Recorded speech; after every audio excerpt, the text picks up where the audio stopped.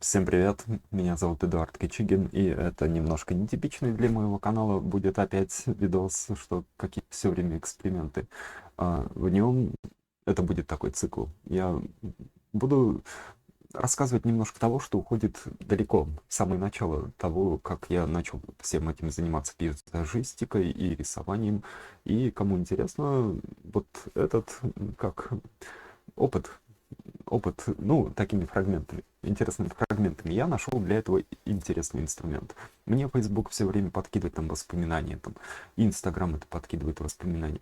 А Google Фото делает штуку лучше. Если я, например, набираю дату 9 мая, да, то он мне говорит, какие были у тебя события 9 мая. Вот я сейчас пройдусь. И начну с такой любопытной истории. Она из Пезара. Это там, где я работаю как архитектор-пейзажист. Это Италия, Пезара. И однажды утром я захожу на кухню. Нет, вечером, да. Это было тоже 9 мая. 9 мая мы тоже там праздновали Пезара. Отмечали. И даже ленточки были. Вот. И я захожу на кухню вечером, уже поздно. Студия закончила работу, и на кухне пьет вино Габриэле, наш главный архитектор. И я смотрю, что он делает, а он делает какую-то немыслимую с моей точки зрения ересь. Он берет бокал вина, ну тут у меня чай, берет пряник русский, в Пезаро можно купить русские пряники в молдавском магазине, 2,5 евро пачка. И этот пряник макает в вино, достает, откусывает. Я смотрю, у меня разрыв шалона. Итальянское вино, русский пряник. Я смотрю так, типа, пум-пум-пум, что такое? Он говорит, ну ты попробуй. Я, короче, окей, да, я открыт для экспериментов.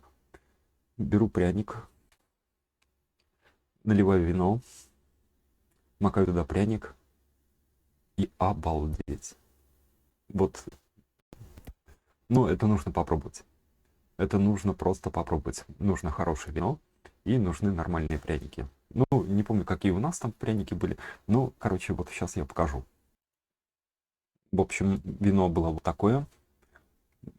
Трудно прочитать название. Ну, в общем, вот праздновали, и ленточка была красная. Да, красная. Точно, вот в красное нужно макать. И вот русский пряник, да. Это я делаю эксперименты. И это интересно. Ну и, конечно, было много оливье. Там его умеют готовить. И почему-то много клубники. Много клубники. И вот этот вот странный фрукт. Я не знаю, как он называется. Если вы знаете, напишите в комментариях. Ну, короче, он хорош за беконом. Прям на самом деле хорош. Там постепенно становишься гурманом. Для того, чтобы понять вот эти вот оттенки разные пасты. Ну, паста. Я когда в Италию приехал, я не был впечатлен тем, что есть итальянская паста. Я думал, что настоящая паста, она намного вкуснее, как-то намного интенсивно вкуснее. И чтобы понять, что такое паста, мне понадобилось года 4 как минимум. И, наверное, я до сих пор еще не очень хорошо разбираюсь, не очень хорошо понимаю. А, то есть этому нужно научиться. Как ты учишься рисунку, как ты учишься, ну, хорошему вкусу, музыка, литература. Ты должен делать итерации, ты должен делать подход. И вот я старательно много лет уже делал подход к столу, и там каждый день, 2 раза в день, как минимум, меня встречала паста, то есть обед и ужин, это стопудово, паста входит в состав еды, и вот так я воспитывал себе вкус к еде. Но надо сказать, что в моем лице, ну, я не гурман, я вообще не гурман, я люблю кофе, я люблю шоколад, потому что это сразу же действует на мозг и помогает мне думать. Но паста, ну, в общем, вот, пришлось привыкать, пришлось учиться. понимать все эти штуки. Ну и попутно ряд других вкусных вещей. И это было в 17-м году. А в 15-м году, 9 мая, я почему-то поехал в Финляндию. Тогда можно было поехать, когда ты хочешь. Ты приходишь на маршрутку, на вокзал, на московский вокзал, садишься на Anyway, любая маршрутка, и тебя везут туда. Но мне нужно было, наверное, прокатывать визу или открывать визу. Ну, что-то нужно было делать с визой. И я радостно ломанулся в Лаперанту. А зачем я туда ломанулся? Вот вы сейчас увидите. Для того, чтобы немножко на границе попить кофе, я это очень люблю, а, и пойти в магазин и купить вот эту вот радость. Это потому что лаватса, нормальная лаватса, с ней все хорошо, стопудово хорошо, и мне было чего заварить мою моку. И вот эта вот радость, это пеперончино, натуральный, настоящий пеперончино. И вот эти две штуки я смешиваю вместе. Когда, сейчас расскажу. Когда мне нужно сделать интенсивный кофе, такой, который прям сразу же работает с мозгом, прям сразу же ты включаешься. Я тоже узнал этот рецепт в Италии от Габриэля, ну, наш главный архитектор, он очень знает.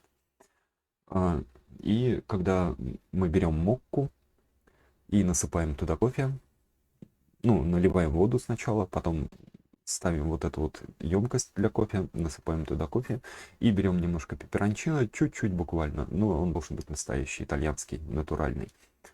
А, Кладем туда чуть-чуть, несколько зерен, не стручков, не стручков, зерен или кусочков этого стручка. И закручиваем мокку, ставим на огонь, и она там пум-пум делает свои вот это вот звуки. Если бы коты были металлические, они мурчали бы так, как мурчит мокка. Нормальная, классичная. И потом ты наливаешь кофе. Этот кофе сварился с пеперончино и прошел под давлением 1,5 атмосферы, потому что мокка дает вот эти вот 1,5 атмосферы. И ты наливаешь, пробуешь, и у меня всегда, вот сколько я пью, вот такое ощущение, ты глотнул кофе чуть-чуть и вот так, потому что спокойно это выпить практически невозможно. Это прям сразу дает такой... Он сразу же туда приходит в мозг, потому что перец раскрывает вкусовые рецепторы, и кофе по ним туда балдеж. Ну, соответственно, этот кофе я радостно купил. И что же я еще купил? Купил презент, коробку шоколада, привез оттуда. Это было весело, да. В 2017 году ходили с одной симпатяшкой в одно супер знаковое место для меня в Санкт-Петербурге. Ну, я думаю, что многие любят то же самое место. И вот это вот место, где собраны те гранды, великие архитекторы, которые строили Санкт-Петербург. Это удивительная скульптурная композиция, сейчас покажу. Ну, кто был в Питере, то наверняка знают. Само это место находится у нас вот здесь, рядом с метро Горьковская. Вот тут, рядом с Петропавловкой, если идти от метро Горьковской, идти топ-топ-топ-топ-топ-топ-топ, то вот здесь находится памятник Зодче Санкт-Петербурга. Сейчас прилетим, как посмотреть, вот, наверное, вот так. Вот, очень много их фотографий.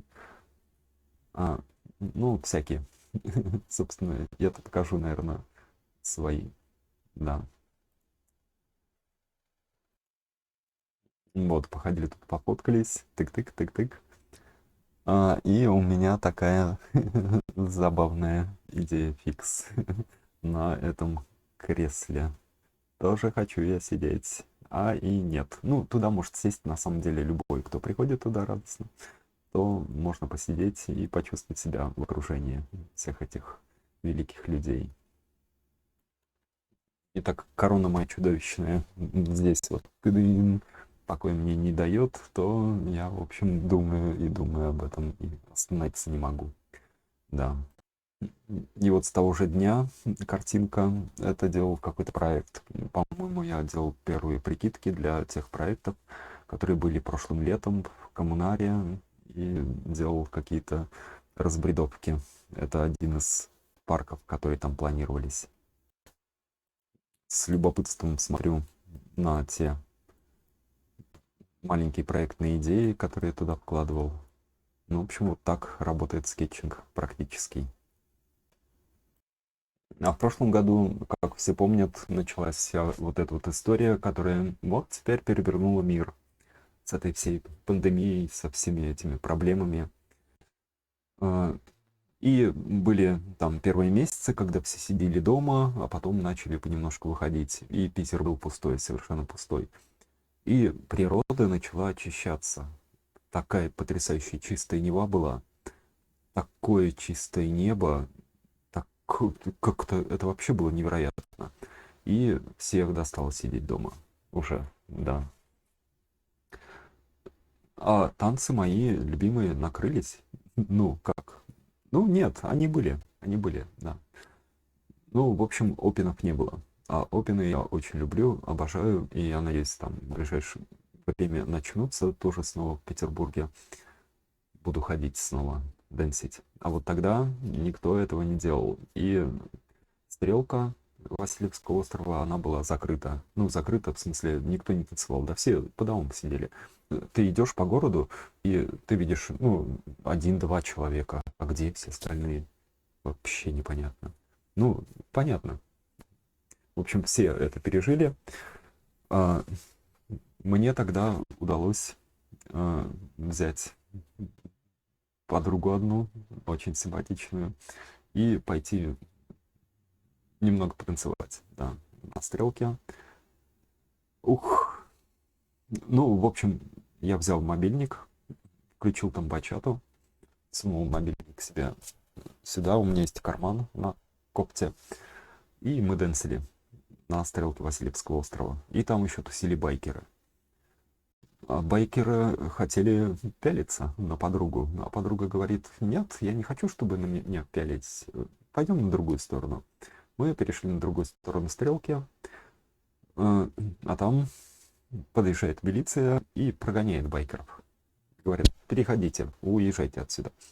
А байкеры, окей, мы поехали недалеко, они поехали на другую сторону вот этой же растральной колонны, где мы дэнсим потихонечку, без палева.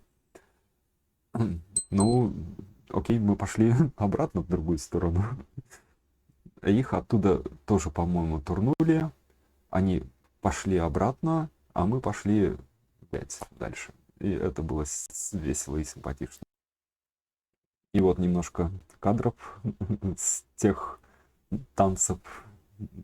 Ну, вот в этой копте у меня был мобильник. Вот превосходная бунда этого сладкого пупсика. Ну и, соответственно, мы подэнсили. И обратите внимание, как чуть-чуть народу. Народ проходит, вон, смотрит. Что вы делаете? Как это возможно? В общем, все помнят, кто тогда представлял собой Петербург. В общем, вот, был такой поступочек симпатичный. И тогда еще продолжалась эта длинная драматическая история строительства храма Авраамия Болгарского, который я проектировал в Коммунаре. И его там построили уже, надеюсь, потому что сколько можно. Ну, предыстория была такая, кто не знает, у меня была задача, был морской контейнер 46-футовый и колокол, нет, купол, купол от церковного киоска. И это, придумай что-нибудь. Я придумал, да, и вот сейчас посмотрите в той стадии, на которой он был тогда, год назад.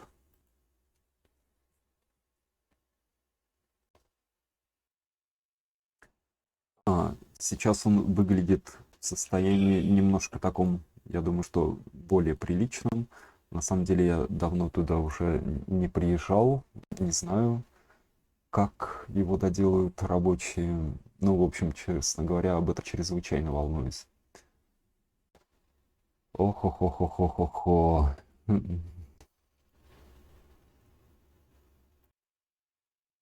Ну, в общем, там большая тоже драматичная история этого строительства.